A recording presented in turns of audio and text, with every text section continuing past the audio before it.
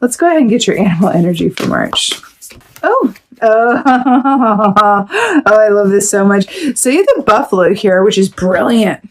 This is one of my absolute favorite energies. So the buffalo is sort of a hybrid energy for me. So it equates to the Fool from the Tarot and also has a bit of the King of Pentacles from the Tarot as well, which speaks of, with the Fool, fresh, brand new starts, beginning adventures, fresh, starting off down that road anew. And then the King of Pentacles is about that high wealth, generosity, benefactor. So this is very, very auspicious when buffalo comes up. You're going to be in for a lot of good times this month with this energy, right? It's really beautiful. Right on. Let's see what's going on with this. Let's see what's going on.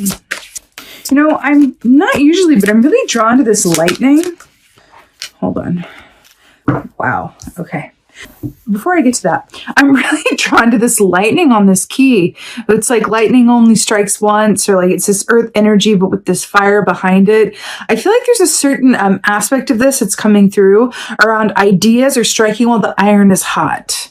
There's an emphasis on striking when the iron is hot, but there's also this follow through around a lot of material abundance around it and new opportunities, right? Something about that.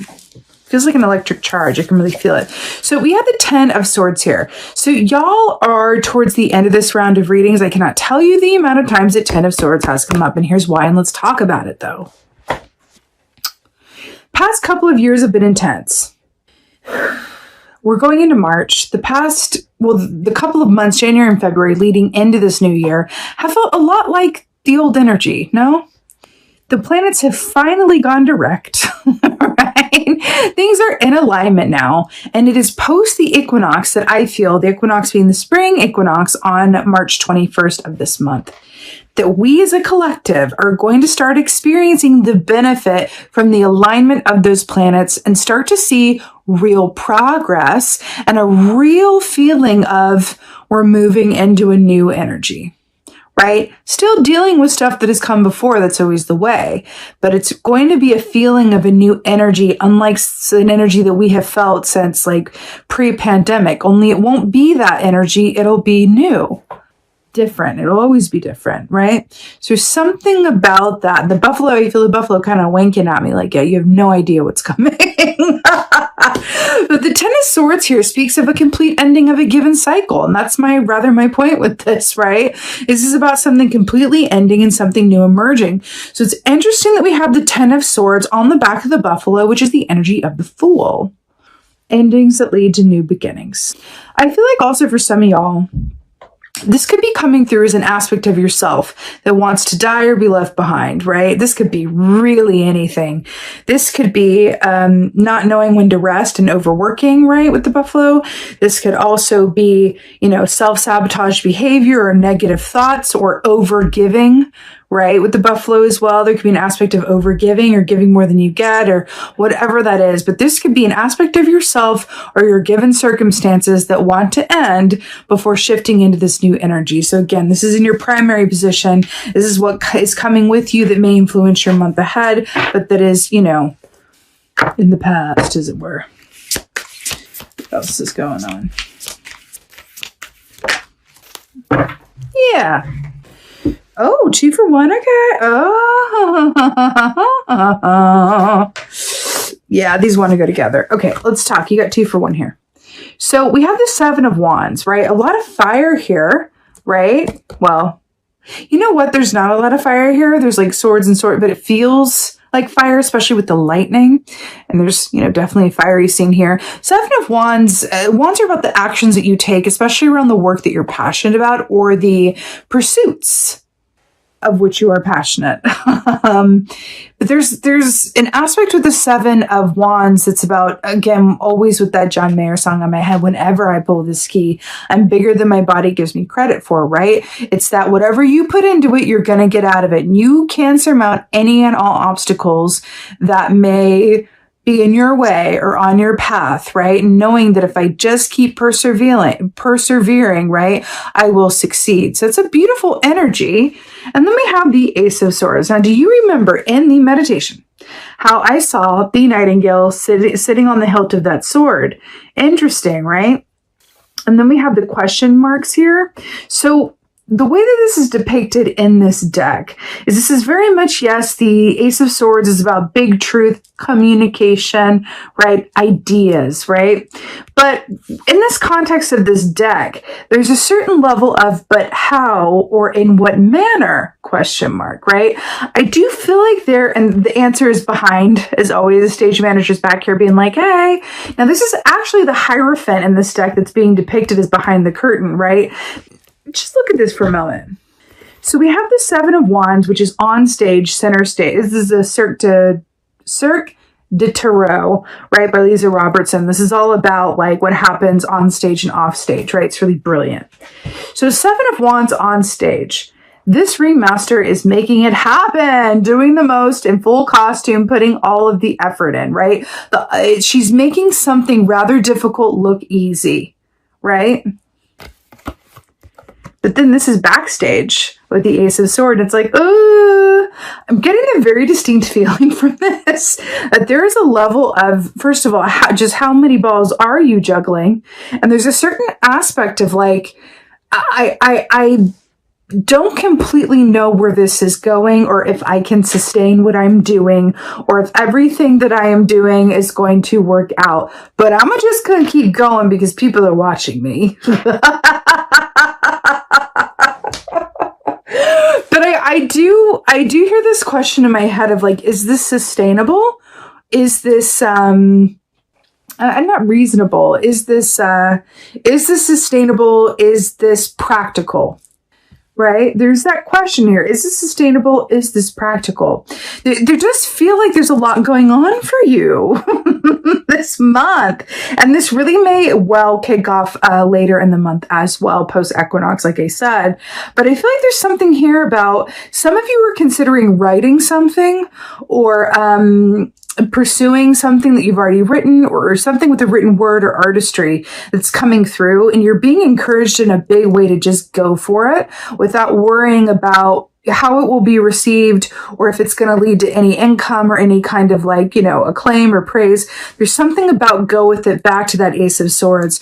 I'm being taken back to the initial Nightingale and with how you say it. I feel like perhaps part of your message that you're here to share with the world is that you were able to either simplify difficult concepts, right? Make difficult things look easy, or really spread a message that people need to hear that with the buffalo is very healing.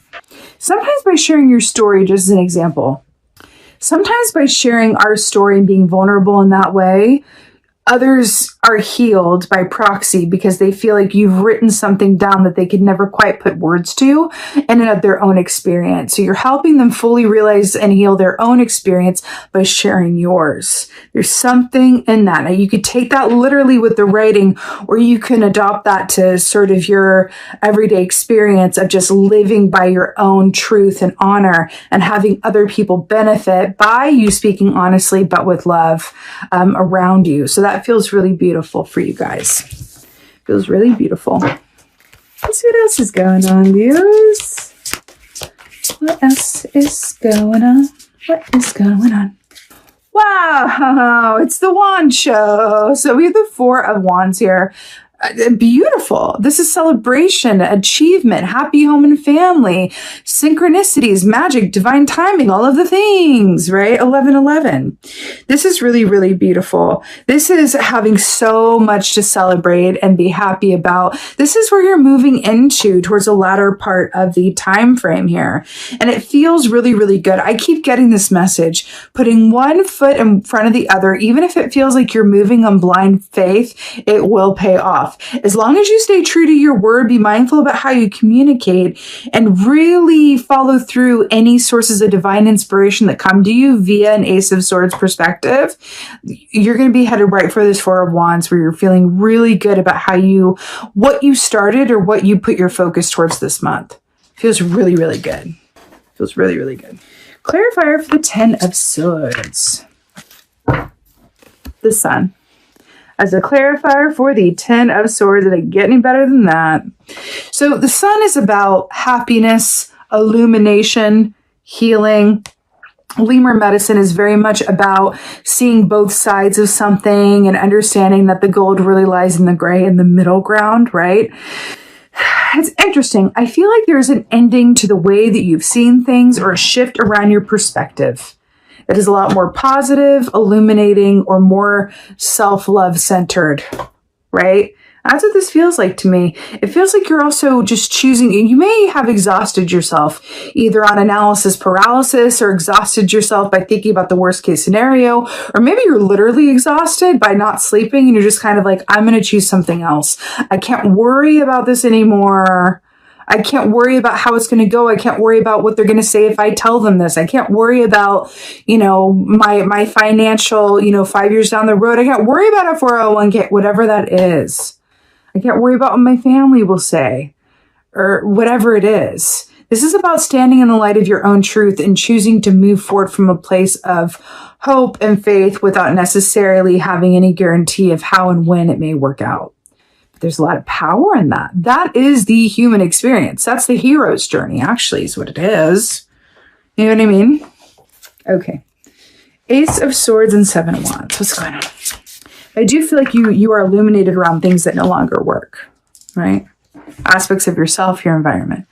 So to clarify the Ace of Swords and the Seven of Wands, we have the Nine of Wands, which is that wounded warrior key. So this is that perseverance. It's that fortitude. It's that strength and courage and all of those good things. Whenever the Nine of Wands comes up, I just want to say, just rest a bit and treat yourself well. Right? Especially that, it's clarifying the Ace of Swords and the Seven of Wands. I do feel like you are reaching a bit of a pinnacle point where you kind of feel like you could go either way and you really just are hoping for the best. But there's this aspect of like really returning back to self-care and treating yourself well. That feels incredibly important. I feel like the work that you do, or the capacity of work that you do, or the nature of it, something about the work that you do and or the relationships that you keep aligned with your soul purpose takes a lot out of you. It requires a lot of you, whether that's energy, like physical energy or spiritual energy. If you're, if you do metaphysical work or energy, whatever that is for you, or if you're in a caretaking, context, and that requires a lot mentally, emotionally, physically, right? For sure. It does require a lot of you. So I feel like this is a call to kind of like take care of yourself as well as you take care of others. And watch what that does for your perspective, your abundance, your manifestational ability, your outlook. Okay. Then you get to the Four of Wands here. Let's go ahead and get a clarifier. This beautiful Four of Wands, celebration, happiness, success. Oops. Knight of Pentacles here to clarify the Four of Wands. Now, what's brilliant about this is the Knight of Pentacles takes its time getting to where it's going, but then when it arrives, it doesn't go anywhere. It has some true staying power. This is about something that you've put a lot of work towards, taken your time with, really, really put a lot of blood, sweat, and tears into it, and had maybe even a little bit of patience around, really coming to a fruition point where you have every reason and cause to celebrate, rejoice, and really appreciate all the work and all that it took for you to get where you are. It feels like you're moving to a place where you're able to just kind of like sit back on your heels, kind of look around and be like, wow, look at all that. Look at all that I did. Look at all that. And really appreciate that and then reap the rewards from that as well. Again, I feel like this is tying back into that. I keep going back to the Nightingale in my mind with that Ace of Swords and then the Saturn. I feel like there is a certain shift within your given circumstances is aligned with certain opportunities. And you're being asked to just sort of like keep going right now because you're on the precipice of breaking through some sort of glass ceiling that you don't even know is there. That's exciting. Like I want to be like, ooh, like it feels very exciting to me. It feels very, very exciting. Your potential, what you've manifested so far is only the very start of it. There's so much more on the road that lies ahead for you. It's beautiful. I just said it's beautiful right at the moment that beauty can. Wow. And the immortal words of Alyssa Edwards. I feel like you guys are like, who's Alyssa Edwards? Beauty. So this is wonderful. This is everything that we were talking about. This sort of embodiment of having the flowers on the head. And then we have the Knight of Pentacles here, which is about like reaping the benefits of the seeds that you've sown, right? So there's a beautiful, beautiful parallel there as well, aligned with the buffalo, with the Fool energy and the King of Pentacles.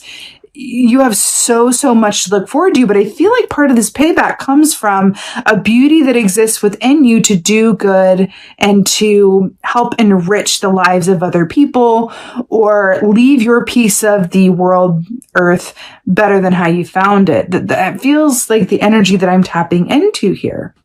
I also feel like there's a special message with this oracle as well that says the true beauty of life is in, cliche for a reason, stopping to smell the roses. So really take the time to kind of, be in the present moment that you're in as time allows, and appreciate the beauty and perfection of every moment, even the ones that are a bit intense or require a lot of you.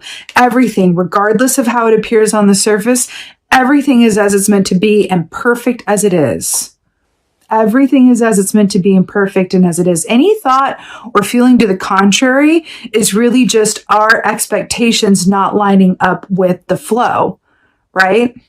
Something to that. It's not easy. It's very human to want things to be a certain way, or just want things to get easier, want things to be better, or bigger, or more, or less, or whatever it is. But to come from a place of acceptance, right? It's that beautiful, like Buddhist energy of I accept and see the perfection of everything exactly as it is right now, because I also know that the only constant is change. And if I look away for too long, this bloom is going to come off that rose and I will have missed the moment when it was there. But then when the bloom comes off the rose, that also is perfect, because then I'm going to look away again. I'm going to look back and the bloom will be returned anew, right? So there's something about aligning with the flow of appreciation and the natural cycles and abundance of life.